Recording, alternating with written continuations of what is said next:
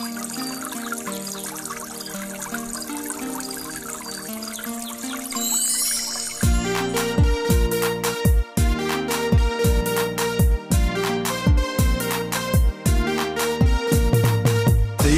Prabhu Isor Jono Maya Umoto Maya Ye Tung Pa Bok Lay Pai Moni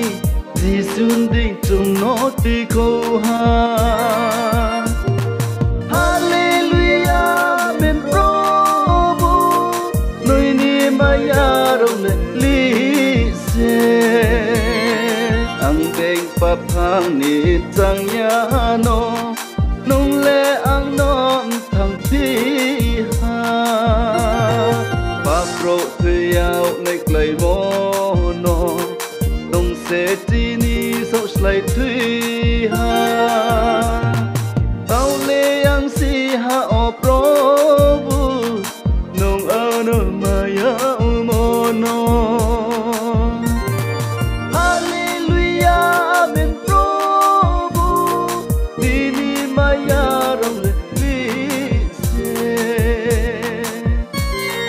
Ang ding papang ni tang ya no nung le ang non thang ti ha Kau le po no ang ya dao ha ni ni ti khâu mo ni phai no a chai ta heng mo ni kau ba Giêsu bay po la o so se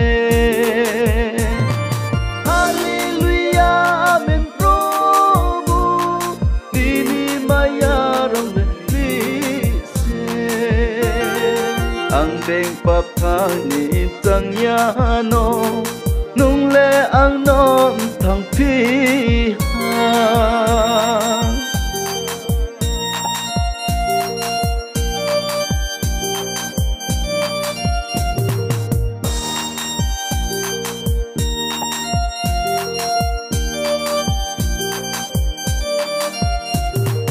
Kau le bono ang ya dao ha